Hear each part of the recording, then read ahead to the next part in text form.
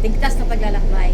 Ama naming banal, dakilang Diyos, sa ngalan ni Kristo Jesus, tinataas ko po ang bawat buhay na nakasakay sa bus na ito, bawat pasaherong sasakay, bawat bababa, lalo na po ang driver at maging ang kanyang konduktor. Pagpalain niyo po sila sa bawat paglabas ng tahanan hanggang sa pag-uwi nila. Ang iyong divine protection ay patuloy niyo pong ipagpala sa kanilang lahat. Higit sa lahat, yung pong salita mo, yung damdamin mo, yung kaisipan mo, maglingning at magliwanag sa bawat isa. Madamo po nila kung gaano kadakila, kalawak, kalaki ang pag-ibig mo na ibinuhos para sa bawat isa. Ang kininyo po lahat ng kapurihan, karangal at kaluwalhatian sa kataas-taas ang pangalan ni Kristo Jesus. Amen. Opo, ipapahayag ko lang po sa inyo yung salita ng Diyos, yung kanyang kadakilaang ipinadama sa ating lahat sa pamamagitan ng salitang gospel. Ang gospel po, maraming mahahalagang kasaysayan ang nakapaloob. Una, ang Diyos ay nagkatawang tao. Dahil siya ay espiritu, hindi siya maaaring mamatay, kaya naghanda siya ng isang katawan upang magkaroon po ng kaganapan ang kautusan na wala pong nakasunod kahit isa. Upang hindi tayo mahatulan dahil sa ating pagsuway at paglabag, ang ginawa ng Diyos, naghanda ng isang katawan at kanya pong ginanap ang kautusan at higit sa lahat, ginanap niya po yung tinatawag na katubusan. Ang ipinambili at ipinambayad niya po sa atin para tayo ay matubos yung kanyang buhay. Yung kanyang banal, buhay, dalisay at makapangyarihang dugo na nabuhos sa krus ng Kalbaryo. Upang ang sino magsasampalataya sa kanya ng tunay, tapat at dalisay ay mayroong buhay na walang hanggan. Sa piling niya doon sa walang hanggang kaharian. Yan po ang tinatawag na gospel. Ang Diyos nagkatawang tao sa pamamagitan ni Kristo Jesus. Siya ay namatay, inilibing at muling nabuhay. Yan po ang gospel, yan po ang mabuting balita o yung tinatawag na good news. Sa laki ng pag-ibig ng Diyos sa atin, bagamat siya ay Diyos, ibinaba niya ang kanyang sarili. Nag-anyong taong makasalanan, bagamat walang kasalanan, upang magkaroon lamang po tayo ng kaligtasan at makalaya tayo sa kahatulan. Dulot po ng kautusan na wala pong naging ganap kahit isa. Hindi po tayo maaring makaligtas sa pamamagitan ng pagtupad sa kautusan. Wala pong nakatupad kahit isa. Lahat po tayo dumaan sa pagpatay. Kapag po nagalit tayo sa isang tao, yan po ay ating nilait, pinura, yan po ay isinumpa ng buong galit. Sa mata ng Diyos, yan ay isa na pong uri ng pagpatay. Kaya po ang kautusan, hindi po natin talaga naganap yan. Kung wala pong gospel, wala na po tayong kaligtasan. Lahat po tayo mahahatulan punta sa impyerno. At kung hindi naman po nauunawaan kung ano ang gospel, paano rin siya magkakaroon ng tinatawag na kaligtasan. Para pong yung mga anak ng bawat isa o yung bata, bago siyang mag-aral, meron niyang tinatawag na requirements. Ganon din sa pag-a-apply ng trabaho. Ang pagpasok po sa langit, meron din pong panuntunan ng Diyos. Yung pong kanyang terms ang masusunod, hindi yung pong ating terms. Kasi po ang ating Diyos, hindi po siya talaga nagtayo ng relihiyon. Pero meron siyang kinikilalang relihiyon na mababasa niyo po sa James 1:27. Ito po yung relihiyon na itinayo niya, kinikilala niya, at tinatanggap. Tulungan ang mga ulila, ang mga balo sa kanilang kahirapan at pangangailangan, at iingatan mo yung sarili mo, hindi ka mahahawa sa kasama ang lumalaganap sa sanlibutan ito. Yan po ang relihiyon na kinikilala ng Diyos. Pero ang tao, nagtayo po ang tao ng iba't ibang klaseng relihiyon. Kasi po sinakop tayo ng mga banyaga. Yan po mga banyaga na yan, dinalan tayo ng iba't ibang klaseng kultura, tradisyon, kasama na ang relihiyon. Nagdala po sila sa atin ng Diyos na lalaki at Diyos na babae, Diyos na matanda, Diyos na bata, Diyos na malaki, Diyos na maliit, Diyos na puti, Diyos na itim, Diyos na bato, Diyos na kahoy, Diyos na tao, at Diyos na hayop. Yan po ang ginawa sa atin ng mga banyaga. Dahil ang mga ninuno natin, mga no read, no write sila po ay tumanggap lamang kung ano yung kanilang ipakain sa kanila. Ay, sorry po naku, sir. Pasensya na po. Kanila po lang tinanggap lahat ng mga katuruan na ipinakain sa kanila ng mga dayuhan. Na kung saan, yan po ay umabot na sa ating kapanahunan na naipamana na po sa atin. Pero ang Diyos po, ang tinayo niya po talaga para sa atin ay yung tinatawag na relasyon. Kung saan, lilikhain ng Diyos ang kanyang sarili doon sa kaloob-looban ng ating buhay. Hebrews 12:2. Sabi po, ipo-focus natin, itutuon natin ang ating paningin kay Kristo Jesus, hindi po sa relihiyon. i-focus natin yung ating isip, damdamin kay Kristo Jesus. Siya ang gagawa at lilikha ng kanyang sarili sa kaloob-looban ng ating mga buhay. Narinig nyo na rin po yung salitang born again, pagsilang na muli, spiritual rebirth, new birth. Yan po ay hindi isang relihiyon. Yan po ay nagmula sa bibig ng ating Panginoon. Kaya kanto na. Sabi po ng Panginoong Jesus sa John 3:3 hanggang 8, maliban ng isang tao, ma-born again, maisilang muli, hindi niya makikita at hindi rin niya mapapasok ang kaharian ng Diyos sa kalangitan. Pero ang tanong, bakit po sinabi ng Panginoong Jesus kailangan ma-born again at maisilang ang isang tao? Efeso 2:1 at 5, patay ang espiritu ng tao dahil sa gawain ng kasalanan at pagsuway. May patay na nakatira sa katawan ng tao na kailangang mabuhay. Kaya sabi ng Panginoong Jesus, maliban, maisilang muli ang isang tao sa pamamagitan ng tubig at espiritu, hindi niya makikita at hindi niya mapapasok ang kaharian ng Diyos doon sa kalangitan. Ngayon, ang tanong naman po, ano ang kalagayan ng taong may patay na espiritu? Pagpatay po ang espiritu ng tao, mapagmataas yan. Masakit, masama kung magsalita. Ang salita po ay makapangyarihan yan. Yan po hindi nakikita, pero napakalakas. Maaring bumuhay, maaring pumatay, maaring makapagpagaling, maaring makapanakit, maaring makasira, maaring makabuo. Napakarami po ng maaring gawin ng salita. Magpala, sumumpa. At sabi nga ng Panginoong Jesus, sa salita mo, hahatulan ka, sa salita mo, mawawalang sala ka.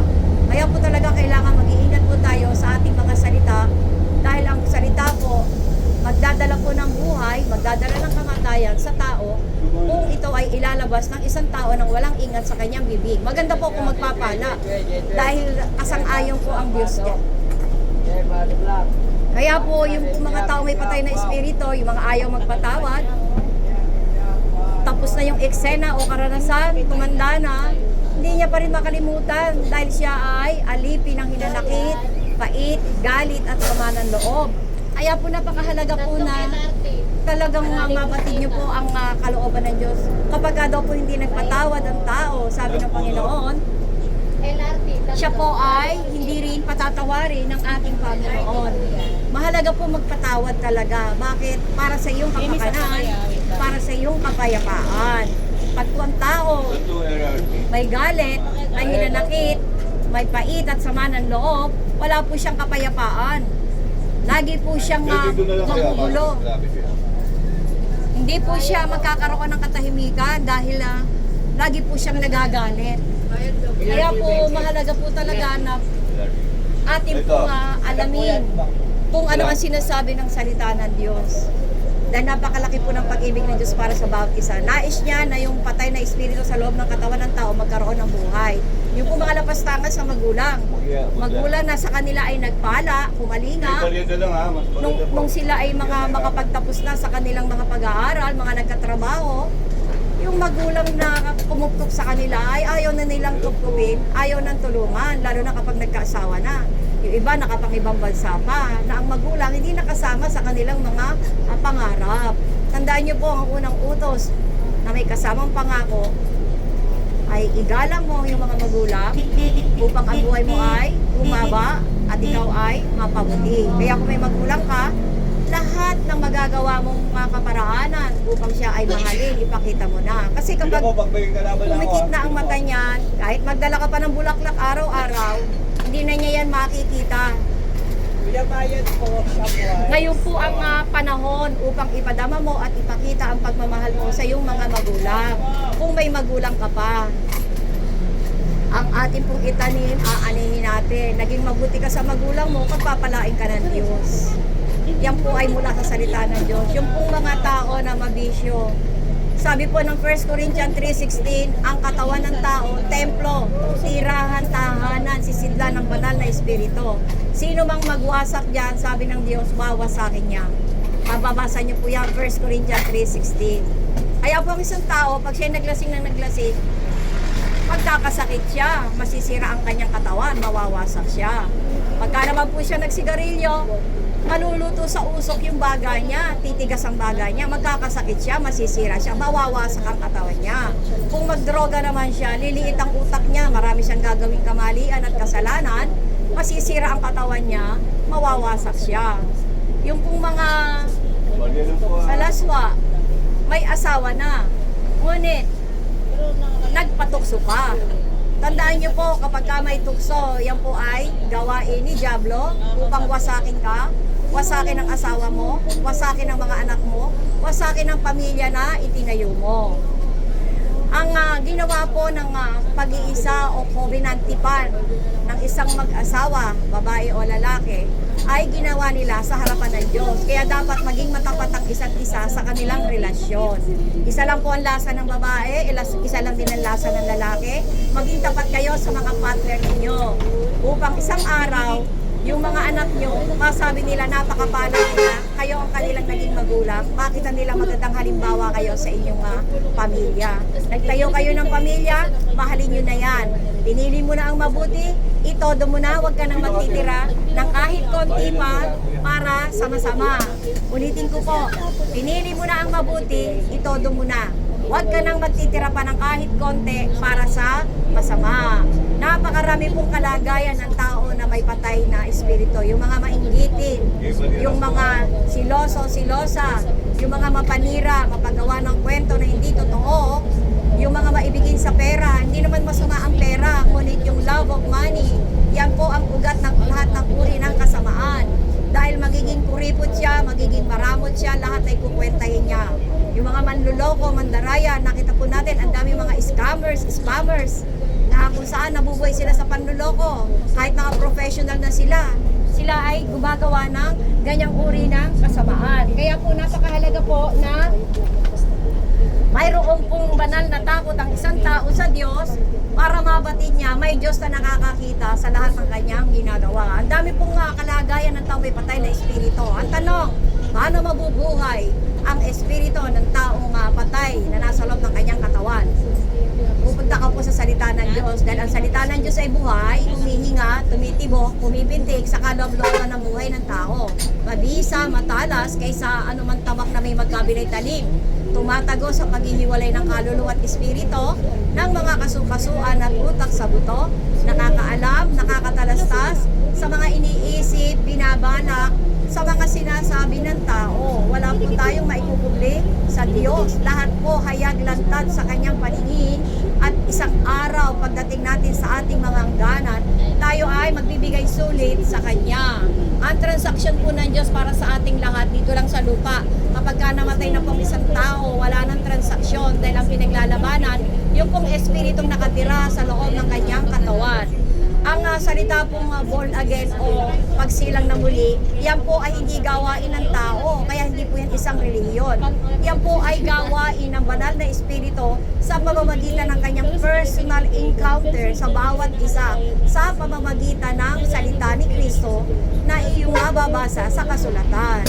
Kaya po, isisilang ka sa pamamagitan ng paglilinis at pagbabagong likha ng banal na espiritu, Titus 3:5. Isinailing muli sa pamamagitan ng salita ng katotohanan, James 1:18. Salita po ng Diyos ang magsisilang sa iyo, wala na pong iba. Hindi ka po magkakaroon ng kaligtasan sa pamamagitan ng relihiyon, sa pamamagitan ng pagsimba, pagtulong, pagbibigay. Hindi ka makakaligtas sa pagsunod sa kautusan dahil isang pangalan lamang ang ibinigay sa silong ng langit upang ang tao ay magkaroon ng kaligtasan, sa pangalan lamang ni Kristo Jesus na siyang gumanap ng gospel, ang Diyos na nagkatawang tao, gumanap ng kautusan at katubusan para sa ating kanyang mga nilalang.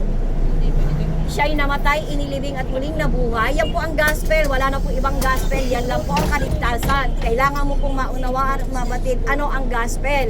Dahil kung hindi mo po naunawaan yan, paano ka maliligtas? Yan po ang paraan, panuntunan ng Diyos para po sa kaligtasan ng bawat isa sa atin. Kaya po mahalaga po talaga yan na maunawaan mo kung ano ang sinasabi ng Diyos sa kanyang kasulatan. Kaya po, basahin niyo po ang kasulatan habang masusumpungan pa ang Diyos. Sabi po ng Panginoon sa kasulatan, ang impyerno daw po may pintuan papasok. Ngunit wala na itong pintuan upang makalabas pa ang espiritu ng nabilanggong tao doon. Napakadakila po ng ginawa ng Panginoon sa atin na nakapaloob sa gospel. Nang pong ginanap niya ang kautusan, wala na po tayo sa ilalim ng kahatulan. Dahil noon po siya ay namatay sa krus ng Kalbaryo, kasama na po niyang napako ang lahat ng bisa, mga tuntunin at panuntunang nakapaloob sa kautusan. Kaya kung ikaw po ay magkakaroon ng pananampalataya sa gospel ni Kristo, ikaw po ay hindi na maaari pang mahatulan. Ililipat ka na sa kaharian ng liwanag, mula sa kaharian ng kadiliman, patungo sa kaharian ng liwanag. Yung pong ginawa ng Panginoong katubusan, siya ay pinagbintangan, inakusahan, kinainggitan. Siya po ay nilait, binugbog, pinahirapan, dinuraan. Siya po ay hiniya. Kaya po posible nung ipako siya sa krus, siya po ay walang saplot dahil pinagsugalan nila ang kanyang kasuotan. At doon po, ang kanyang dugo umagos, nabuhos hanggang sa maubos. Bago balagot ang kanyang hininga, sabi niya, it is finished. Naganap na niya ang hinihingi ng kautusan, hindi na tayo makakatulan. Naganap na rin niya ang katubusan na kung saan ang kanyang dugo ay nabuhos, umagos hanggang sa maubos. Ang tanong, nasaan ang Espiritu ng Panginoong Hesus nung siya ay 3 araw at 3 gabing nakalibing sa loob ng libingan? 1 Peter 3:18 hanggang 20. Siya po ay bumaba sa kalaliman ng impyerno at doon pinangaralan ang mga nakabilanggong espiritu mula noong panahon, nung unang-unang panahon, hanggang sa panahon siya ay naroon. Nagbigay po siya ng one-time offer na hindi na mauulit kailanman sa mga nakabilanggong espiritu doon sa loob ng impyerno. Ngunit sino kaya ang sasampalataya sa Panginoon sa oras na yon? Ganong kahit sabihin niya na siya ang Panginoong tagapagligtas, siya ang manunubos, siya ang Diyos na nagkatawang tao, sino ang maniniwala sa Kanya? Ganong siya ay kasama nila sa loob ng impyerno. 3 araw, 3 gabing tiniis niya yung hapdi, kirot at sakit sa loob ng impyerno para sa ating kapakanan. Katulad ng pagtitiis niya ng hapdi, kirot at sakit doon sa krus ng Kalbaryo para sa atin pa rin kapakanan. At sa loob ng 3 araw at 3 gabi, matapos noon siya ay nagtagumpay. Hawak na niya ang susi ng kamatayan, hawak na rin niya ang susi ng impyerno. Kaya ang sino mang sumampalataya kay Kristo, Roma 8:1, ay wala nang kahatulan. Hindi ka na maaaring mahatulan pa dahil ikaw ay tinubos, binili na ng dugo ni Kristo Jesus. Ginanap na niya ang lahat ng kautusan, ang katubusan para sa iyo hanggang doon sa kalaliman ng impyerno. Pagkaraan ng 3 araw at 3 gabi, siya ay umahon ng impyerno. Ang kanyang espiritu sumanib doon sa kanyang katawang nakalibing ng 3 araw at 3 gabi at siya ay muling nabuhay, tagumpay. Ang Kristo Jesus na ating sinampalatayanan ay muling nabuhay. Siya ay nagpakita 40 araw at 40 gabi sa kanyang mga disipulo at pagkatapos nun, siya ay umakyat sa kalangitan. Taglay ang isang glorified body, ang kanyang immortal body, kung saan hindi na siya mamamatay na muli, na kung tayo sumampalataya sa Kanya, pagdating natin sa kamatayan, bibigyan din niya tayo ng immortal body. Tayo ay muling bubuhayin, hindi na tayo makakatulan. At ngayon siya ay nakaupo sa kanang trono ng Ama, namamagitan para sa iyo, namamagitan para sa lahat. Kaya po ganyang kadakila, ganyan po kalawak ang pag-ibig ni Kristo Jesus para sa bawat isa. Ang pananampalataya po kapanatagan sa mga bagay na ating inaasahan, katiyakan sa mga bagay na hindi nakikita. Kaya po mahalaga po talaga ang pananampalataya. Dahil kung walang pananampalataya, hindi mo po mapapasaya ang Diyos. Isipin mo yung Diyos, sa kanyang kamahalan at kataasan, hinubad niya ang kanyang pagka-Diyos at kinuha ang kalikasan ng isang tao at sumunod hanggang doon sa kamatayan sa krus ng Kalbaryo. Binaba ang impyerno at pagkatapos umahon siya upang ang lahat ng sasampalataya sa kanya ay mabubuhay muli kapag dumating na sa hangganan ng hirap na buhay. Ang Diyos po may imbitasyon para sa lahat. Hindi po siya mamimilit. Kung ayaw mo, huwag mo. Sabi niya po sa Lucas 11:13, kayo, bagamat kayo masasama, marunong kayo magbigay ng mabubuting bagay sa inyong mga anak, gaano pa ang inyong amang nasa langit ang magbibigay ng kanyang banal na espiritu sa mga humihingi nito sa kanya. Kaya ikaw po ang hihingi, hindi po ako. Maaari po kitang gabayan sa panalangin na natutunan ko sa kasulatan. Ngunit, ang pagbubukas ng puso mo ay isang desisyon na tanging ikaw lamang at ang Diyos ang nagkakaalaman. Kung nais mo sumunod sa panalangin gagawin ko, sumunod ka lang po dahil Diyos ang nakakakita sa iyo. Sabi nga po niya, yung kanya pong imbitasyon, kung bubuksan mo ang iyong puso, diringgin mo ang kanyang tinig, siya ay papasok sa iyo, gagawin kanyang tirahan, tahanan, pahingahan, sisidlan ng kanyang banal na espiritu. Ang iyong desisyon, yan ang iyong magiging destinasyon. Dahil lahat po tayo, nakatayo tayo lagi upang pumili sa pagitan ng mabuti at masama. At ang ating nga pong desisyon, yan ang ating magiging destinasyon. Ang kanya pong transaksyon, dito lang sa lupa, pag dumating tayo sa hangganan ng hiram na buhay, tapos na ang transaksyon dahil nga po ang pinaglalabanan, yung espiritong nakatira sa loob ng ating mga katawan. At ayon po sa kasulatan, ang impyerno may pintuan pumasok, wala nang pintuan upang makalabas pang muli ang espiritu ng taong nahatulan doon. Isa lamang po ang pumasok ng impyerno na muling nakalabas doon, si Kristo Jesus. Dahil siya ay Diyos na nagkatawang tao, gumanap ng kautusan at katubusan para sa iyo, para sa lahat ng sasampalataya sa Kanya. Kaya ngayon po, kung nais mong ikaw ay magkaroon ng buhay na kaugnayan sa Kanya, sumunod ka lang po sa panalangin na gagawin ko. Amang banal, dakilang Diyos, sa ngalan ni Kristo Jesus, sumasampalataya ako na ikaw ay Diyos na nagkatawang tao sa pamamagitan ni Kristo Jesus, na ikaw ay namatay, inilibing at muling nabuhay, at ikaw ay muling magbabalik.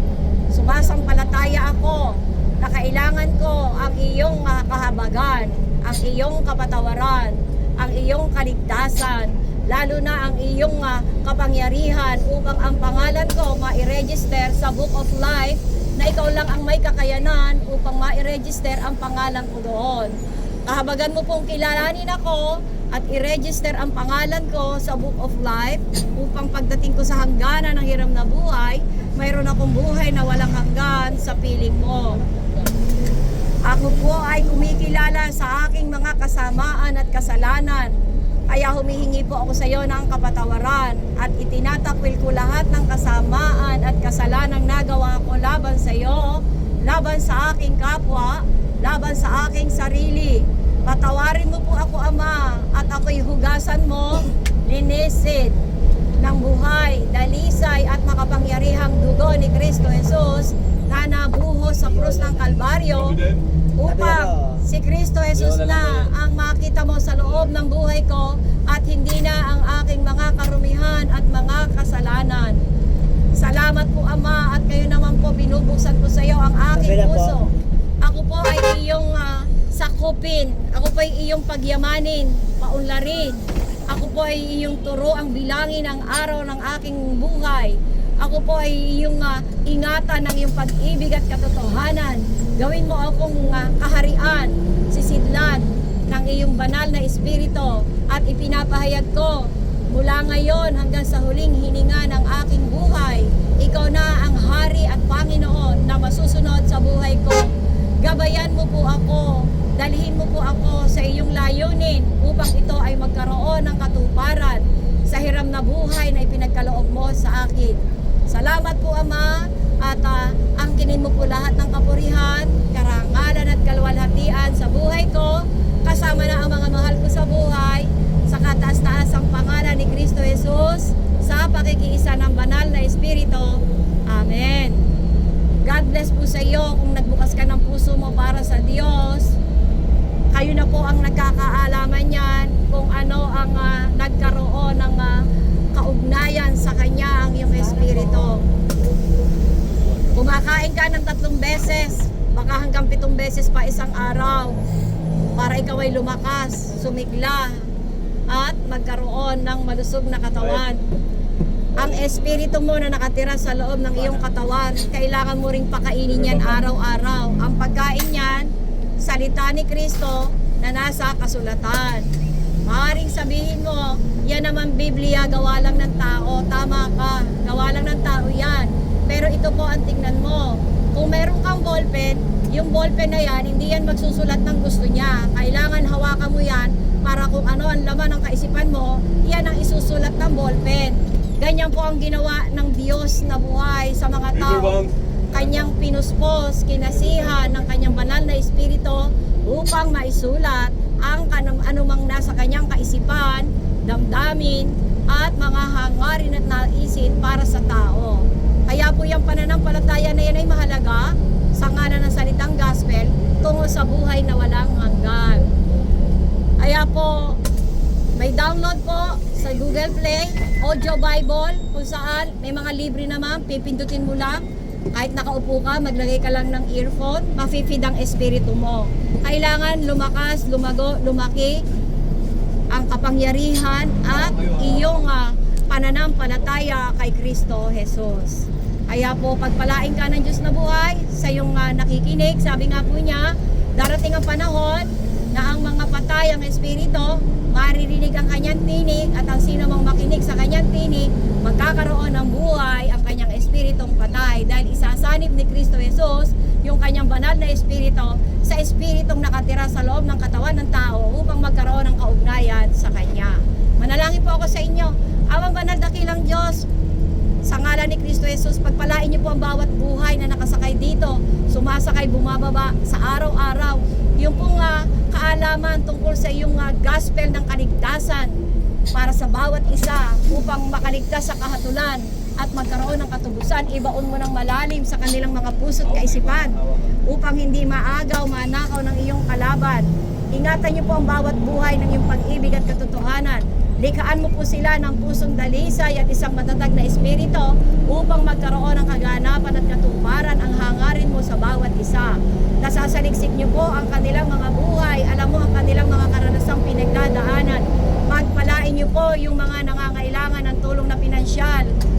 Pagkain, inumin, pag-aaral, pambayad sa mga bills, pambayad sa mga utang, sa lahat ng pangangailangan, sa mga may karamdaman, ikaw po ang magpala sa kanila. Yung pong ang relasyon ay nayayanig. Ayusin niyo po dahil ikaw ay Diyos ng kaayusan. Pagpalain niyo po ang bawat relasyon upang magkaroon po sila ng magandang kaugnayan sa isa't isa na kung saan ikaw ang sentro nito. Pagpalain niyo po yung pong mga walang trabaho, pagkalooban mo sila ng trabaho upang maitusto sa kanilang pamilya. Yung nangangailangan ng promosyon, bigyan niyo po ng promosyon dahil ikaw po ang Diyos na nag-aangat sa bawat kalagayan o status ng isang tao. Pagpalain niyo po ang bawat isa. Ang sasakyang ito, bakuran niyo po ng iyong banal na pag-iingat. Harap, likuran, magkabilang panig, taas, ibaba, ang divine protection mo, madama ng bawat isa, lalo na po ang driver na siyang laging may hawak sa manibela. Tulungan niyo po sila sa kanilang pangangailangan dahil ikaw lang po ang kasagutan sa bawat suliranin na kinakaharap ng bawat isa. Ama, tinatagubilin ko po ang kanilang mga buhay. Bahala ka na po sa kanila kung paano mo po ilalapit pa ang ugnayan nila sa iyo. Angkinin mo po lahat ng kapurihan, karangal at kalwalhatian sa kataas-taasang pangalan ni Kristo Jesus sa pakikiisa ng banal na espiritu. Amen. God bless po sa inyong lahat. Diyos po magpala sa inyo. Thank you, sir. God bless po. Nakiraan po ako. Ay.